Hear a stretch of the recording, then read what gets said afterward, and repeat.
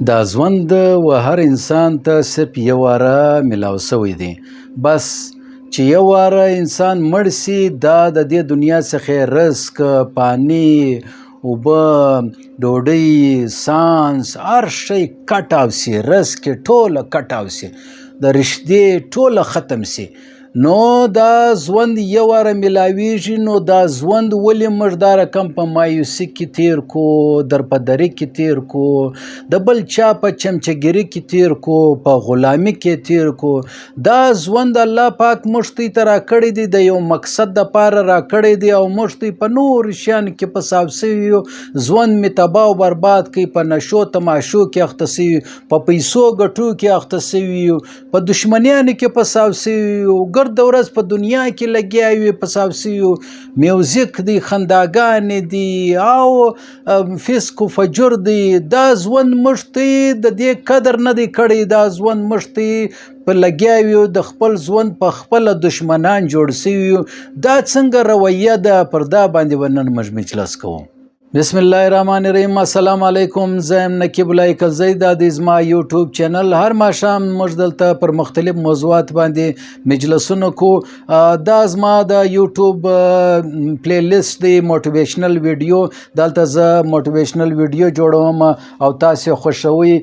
دا زما یوټیوب چینل سبسکرایب کړئ او د غنټۍ بټن دباو کړئ چې بیا هر ماښام دا ویډیو در تاسو در رسیږي. نو اول د واره در تاسو در ورسیږي. دا موټیویشنل ویډیو کې دا پلی لیست کې نورې ویډیوګانې هم در سره وګورئ. ستاسو د تعاون یو جان مننه. دوستانو،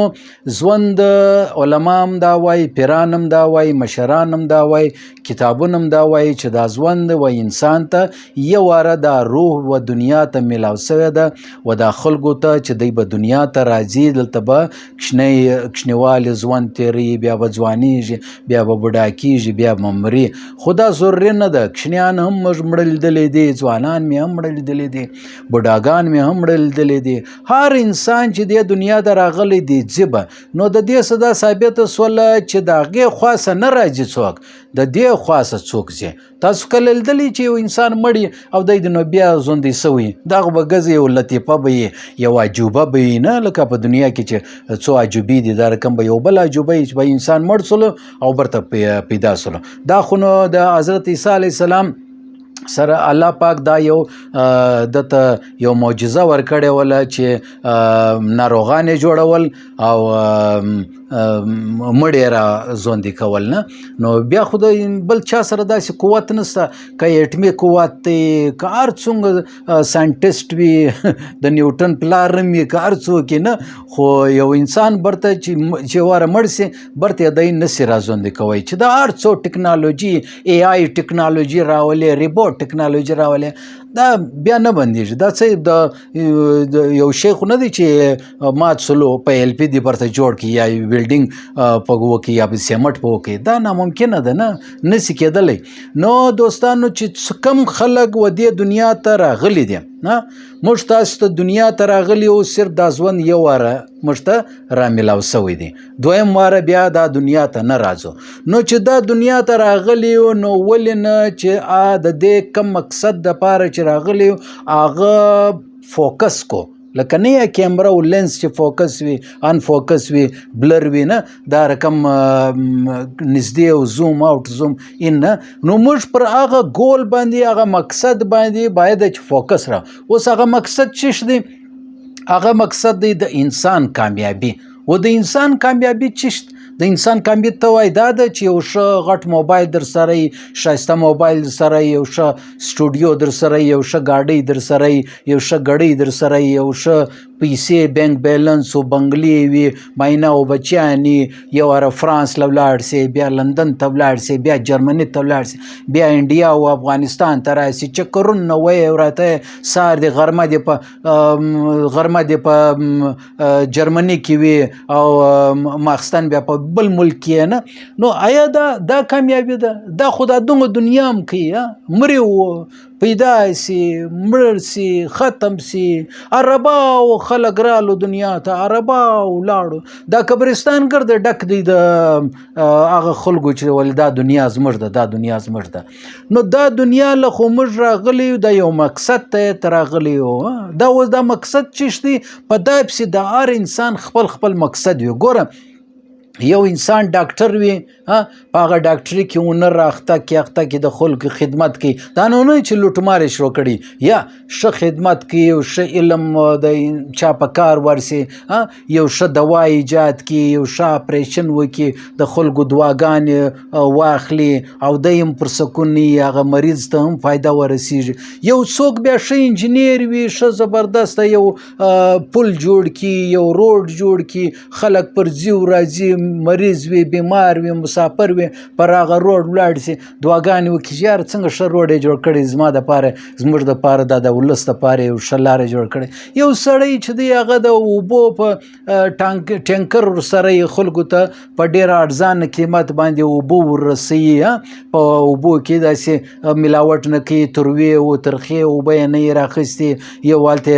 د غلا اوبه یې نه یې راخیستې بس کم خلک چې ټینکر په 1200 روپۍ یا په 1500 روپۍ ټینکر اوبه وررسي دی یې په 1000 روپۍ وررسي نه د دم پکې فایده یې د خلکو هم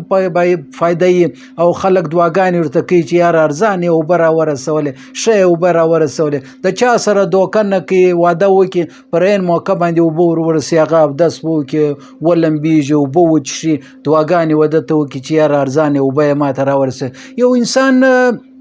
سره ډیر دولت وي پیسې وي د یو مریض علاج وکړي د یو کونډې د یتیم په ګټه ورسي سرمایدار وي لکه اوس حضرت عثمان غني رضی الله تعالی عنه سرمایدار او پیسې درلودې خلکو ته ګټې ورسولې بس د دنیا مول آخرت مول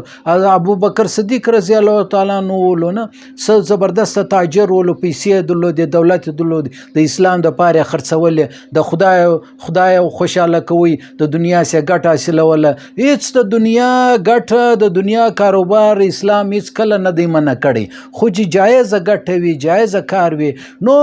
کم انسان چې دی دنیا ته راغلی چې بای کم کار د دی ښه کولی سي یو انسان دی سبزي ښه خرڅولی سي یو انسان دی هغه د تعمیرات کار ښه کولی سي انجینرینګ کار ښه کولی سي یو انسان ډاکټري کار ښه کولی سي یو انسان چې دی هغه په سکول کې چاته سبق ښه ویلی سي ښه تعلیم یافته یو انسان ښه ملایي کولی سي نه نو یو انسان کور ته د خلکو خدمت کولی سي مالداري کولی سي کسابه کولی سي دا رقم نور د کم کسب او معاش چې کومې دندې ګاډي ښه چلولی سي ډرایور ښه نه نو انسان د نوي ټکنالوژیانې راغلي د کمپیوټر کې کار کولی سي د قرآن شریف پرنټینګ کولی سي اخبار ښه چلولی سي یا میډیا ښه چلولی سي نه نو دا رقم د چا چې کم په کم شي کې هنر یو شی یو صلاحیت یو ټیلنټ لري په هغه کې د ځان مایره کې بیا د هغه کې د اسلام دپاره د ملک دپاره د وطن دپاره خدمت شروع کړي د خلکو د فایدې دپاره یو ګټې د سبب جوړ سي یو ښه دکان خلاص کړي یو ښه تجارت خلاص کړي یو ښه کاروبار شروع کړي چې باید ډېره فایده هم ځان ته نور ورسي یو ښه افسري وکړي د یو انسان ښه فایل وردسخط کړي د یو انسان یو ټیکهداري نظام وي د هغه دپاره کوم اسانتیا وي هغه جوړ کړي نو په هر دنده په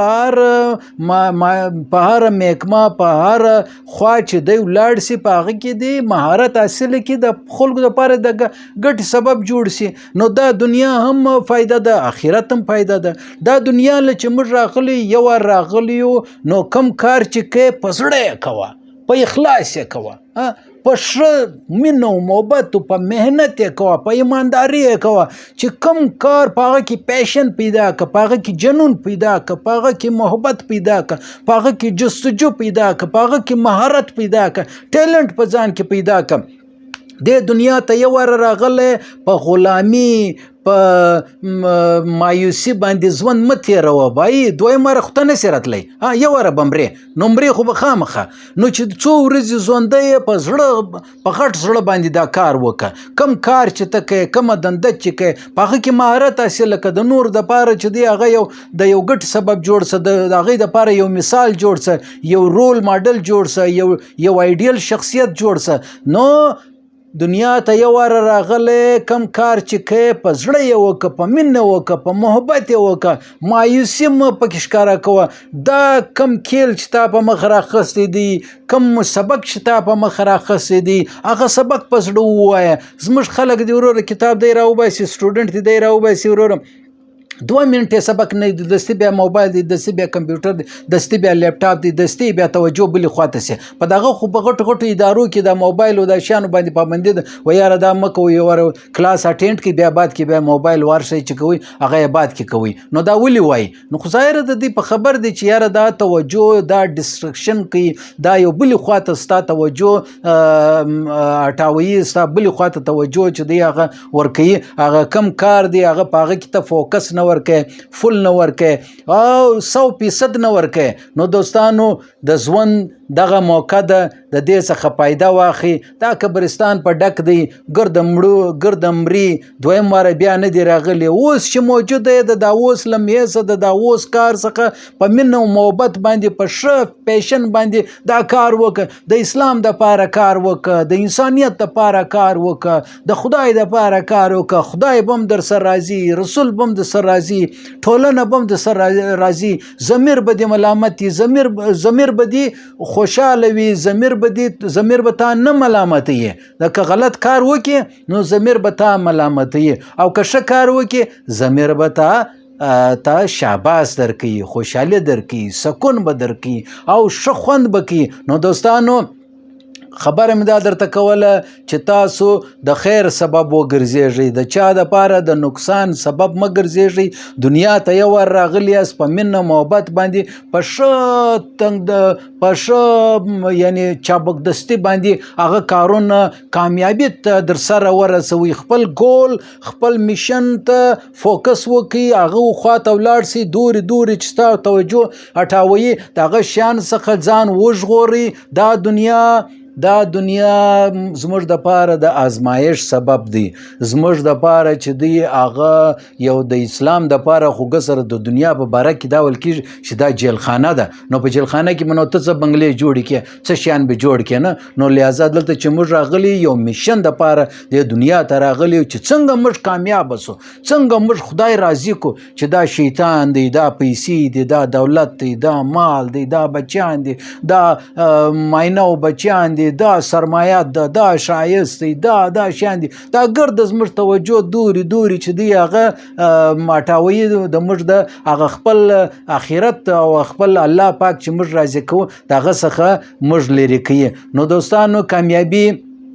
په دین کې ده کامیابی په یو ښه سوچ کې ده کامیابی په خیر کې ده ابلیسي قوتونه شیطاني قوتونه چې په هر خوا راځي دا حمله په تاسو کوي پرېږدي مې هېڅ کله نه لیکن چې کله حمله وکړي دستي توبه کاږئ ولې د توبې دروازه در اخره پورې چې دی هغه خلاصه ده چې در څو پرې ته مړ سوی نه توبه هر وخت کښی سي هر څومره ګناوې چې کښلي دي یا الله یو واره معافي وغواړه الله پاک به ټوله دا در ختم کړي نو دوستانو د دې ژوند څخه فایده واخلئ او د آخرت او د دنیا د دواړو د ګټې سبب جوړ سي د خلکو د خیر سبب جوړ سي د نقصان او د شر سبب نس جوړ او د شیطان ملګري ابلیسي قوتونه چې په هر دجالي قوتونه چې په هر شکل کې مخامخ په طاقت کې را روان دي په سرمایه کې را روان دي په فیشن کې را روان دي په ټرینډ سیټر کې را روان دي ټوله ریجکټ کوي